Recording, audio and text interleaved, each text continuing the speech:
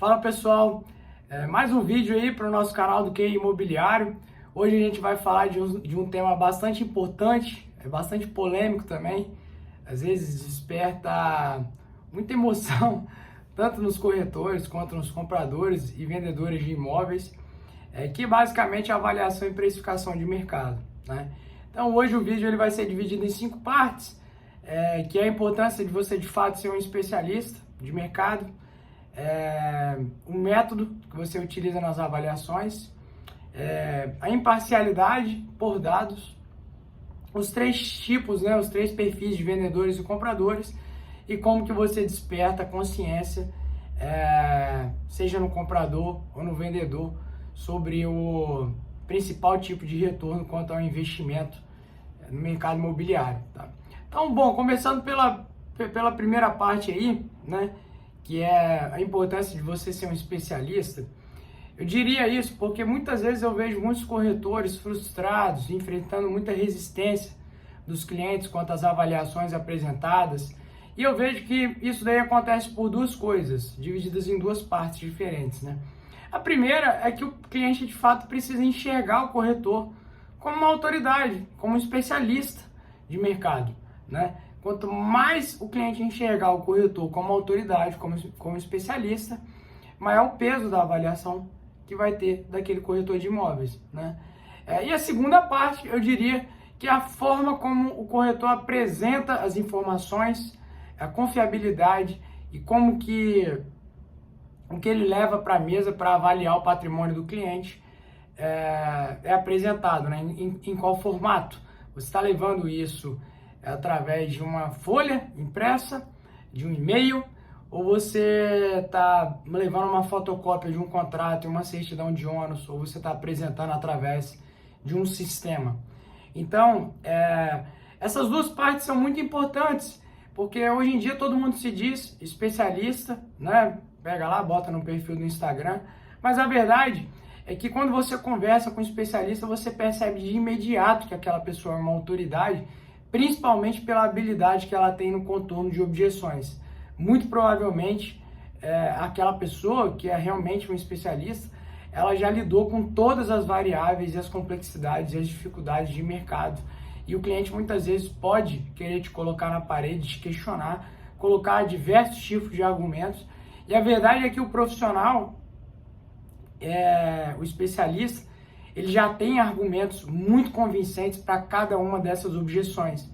Então, como é que você constrói esses argumentos? Olha, são de práticas de mercado mesmo, com experiência. Não adianta a gente também ficar tentando ser persuasivo, né? A melhor forma de você ser persuasivo é transmitir a mensagem do mercado. Então, eu vejo que esse é o principal ponto. Muitas vezes, corretores tentando fazer avaliações simplesmente por serem corretores e muitas vezes não tem a bagagem necessária para você ir para a mesa e avaliar o imóvel do cliente. E, assim, não vamos diminuir a coisa não, tá? Vamos dar o peso correto para as coisas. Quando você vai avaliar um imóvel, você está fazendo um valuation patrimonial. Aquilo dali é um assunto de peso, tá? Você precisa realmente ter método, ter informações confiáveis, ter conhecimento de mercado, ser um especialista e estar preparado. Não dá para você gaguejar e titubear na frente do cliente quanto a fórmula que você utilizou para chegar naquele número, porque você é uma parte interessada financeiramente no negócio, tá bom? Então, eu acredito que se de fato a avaliação for feita por um especialista, por um corretor que é cadastrado no Conselho Nacional dos Avaliadores Imobiliários, que segue os métodos de avaliação da ABNT, né, até o 2º ponto já, entrando nele, e aí tem vários métodos, né, involutivo, evolutivo, comparativo, enfim, existem vários, mas o que é mais considerável é o comparativo, porque o comparativo, como o próprio nome sugere, ele leva referências reais de mercado, né? Negociações concretizadas. Então, é um jargão muito comum de se ouvir que determinado produto vale o quanto se paga por ele. Então, por isso que o método comparativo é o mais utilizado. No entanto, algumas vezes a gente tem que acessar outros quando você não tem amostra de referências de venda de, às vezes, imóveis com características muito particulares, tá? Bom, e eu acredito, mais uma vez, que se a avaliação for feita por um especialista, uma pessoa que realmente entende de mercado imobiliário, e que principalmente, né, apresenta as informações de uma forma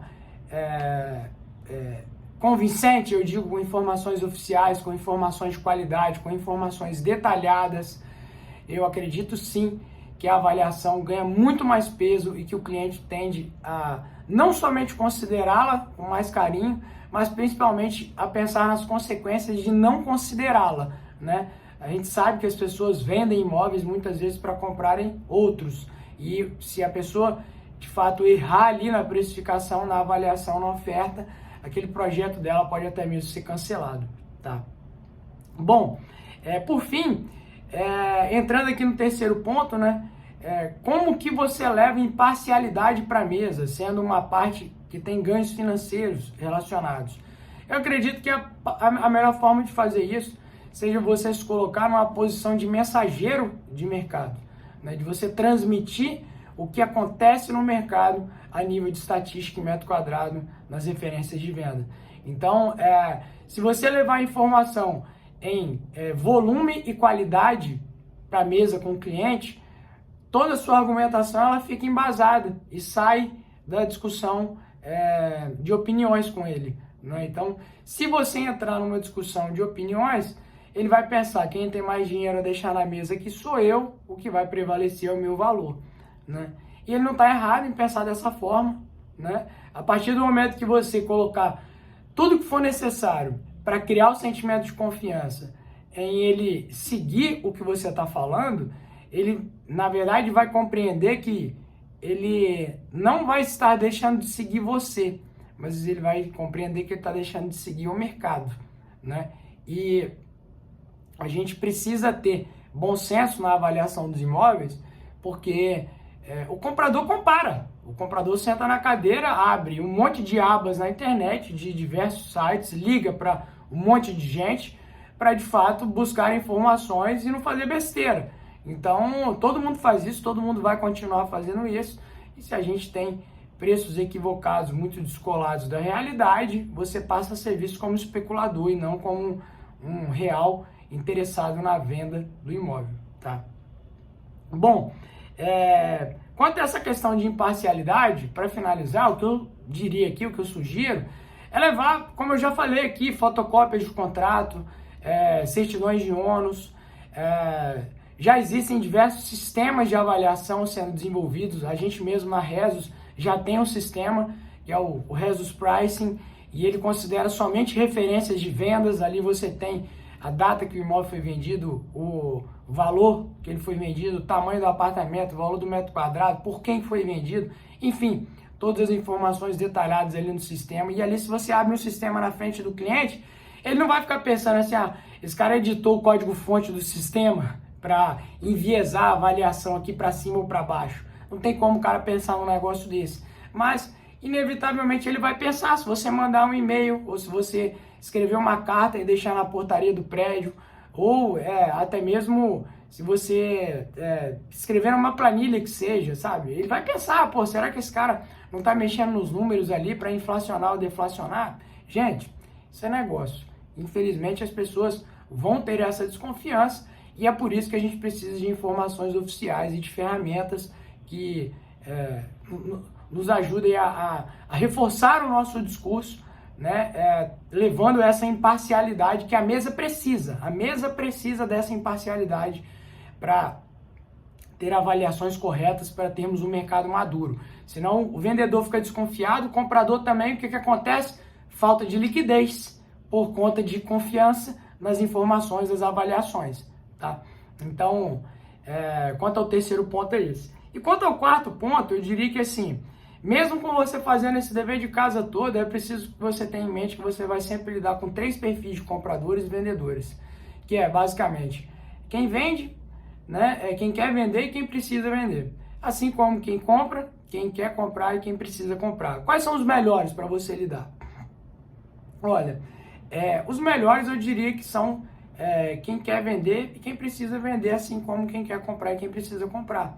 Porque essas são pessoas que estão mais dispostas a andar dentro da faixa de mercado, né? O comprador que fala assim, olha, eu tenho um capital disponível, se aparecer uma oportunidade, você me fala. Esse cara, basicamente, ele está dizendo que ele tem grana para comprar barato, né? Porque, de fato, para que ele vai tomar risco? Ele está tranquilo lá, para que ele vai tomar risco à toa, né? Então, ele vai querer ter um ganho financeiro na operação e esse ganho, na maioria das vezes, principalmente no mercado imobiliário, ele está vinculado ao preço de compra, né? A expectativa de retorno financeiro é uma expectativa apenas, não necessariamente aquilo se concretiza. Mas se você comprou por um bom preço, as chances de você concretizar aquela expectativa, elas já são muito mais reais. Em algumas vezes, elas são imediatas, a assinatura do contrato, tá? Bom, e quanto aos vendedores, naturalmente, né, se você tem um cara na mão que quer vender, ele vai estar disposto a entender, a enxergar qual é a realidade de preço do imóvel dele de mercado e o que precisa vender também. Às vezes ele tem um assunto para resolver, está precisando de capital, de desimobilizar o capital dele, e ele vai precisar de encontrar um investidor. Aí sim, às vezes você consegue casar o interesse de alguém que precisa vender com um comprador que compra, né? Fala, olha, tem uma oportunidade aqui, esse cara precisa vender rápido, está disposto a vender por tanto abaixo de mercado. Aí pode ser que a negociação seja menos tensa. Mas eu diria que mesmo assim, quem precisa de vender, na maioria das vezes não vai deixar isso daí exposto, vai tentar o melhor negócio, a menor depreciação possível no patrimônio dele na hora de vender o imóvel. Bom, acho que para finalizar, uma das formas também de tirar, assim, percebe, a gente está falando de vários entraves que existem na avaliação. Às vezes o cliente não confiar muito no corretor, por isso a importância de ser um especialista. Às vezes o cliente não confiar, às vezes, muito nas informações do corretor, por isso a importância de você ter um software de avaliação, uma fotocópia do contrato, uma certidão de ônus. Como você levar imparcialidade para a mesa, já que você é um interessado com ganhos financeiros, e mesmo assim, quais os perfis que você vai encontrar pela frente, né? Então, se você for lidar na maioria das vezes com quem compra e quem vende, aquele cara que está confortável, que não tem nenhum plano, não precisa fazer nada, mas poderia estudar a fazer, muito provavelmente você pode estar ali lidando com especuladores, né? Os vendedores que estão querendo vender a 40% acima de mercado, assim como o comprador que está querendo pagar 40% abaixo. Então você vai gastar muita energia, muito trabalho, muito dinheiro e pode ter pouco retorno. E aí, o último ponto para eliminar o atrito, que é uma das coisas que é muito importante você principalmente colocar para o comprador. Veja bem, se você tem um cara que ele encontrou o apartamento com as características que ele quer, que atende todos os critérios que ele quer, o imóvel está dentro de mercado, muitas vezes comprador e vendedor ficam naquela briga de ego para ver quem consegue fazer mais a própria vontade valer.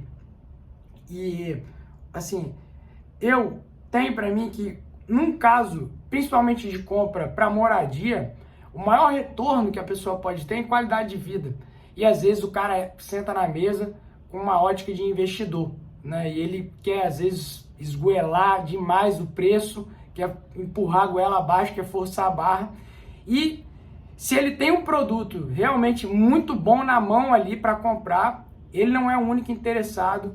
Se ele ficar vacilando, ele pode perder e algumas vezes até pagar mais caro depois no futuro, num imóvel com características não tão boas quanto a que ele tinha em mãos. E aí o sentimento de frustração é horrível, é péssimo. E é muito importante você, como intermediário, deixar o comprador consciente disso. Amigo, você está entrando para morar. Bota na sua cabeça que o maior retorno que você pode ter aqui é a qualidade de vida da sua família. Se você entrar para comprar com cabeça de investidor aqui, você pode perder uma grande oportunidade. Em outras, eu vou entender seu raciocínio certinho, a gente não vai olhar para nada disso, eu não vou te falar isso, nós só vamos olhar para número. E aí a gente toma a decisão. Mas se você ficar olhando só para número agora, você pode perder uma grande oportunidade de levar muito mais qualidade de vida para você e para sua família. Então, use esse argumento é poderoso, esse argumento é verdadeiro. Vocês sabem que isso acontece muitas vezes, a pessoa tá naquela briga de ego ali, de ver quem, enfim, consegue mexer mais no preço, perde o negócio ali na frente, se arrepende e depois acaba pagando mais caro, marido e mulher briga dentro de casa, enfim, várias situações, tá bom? Gente, não preciso me alongar, tomara que esse seja um conteúdo de bastante valor para vocês, coloquem em prática isso que eu estou te falando, podem ter certeza que vai mudar completamente os resultados de vocês e compartilhem aí com corretores e com pessoas que sejam entusiastas do mercado imobiliário, beleza? Obrigado mais uma vez, semana que vem a gente volta com um novo conteúdo, valeu? Um abraço.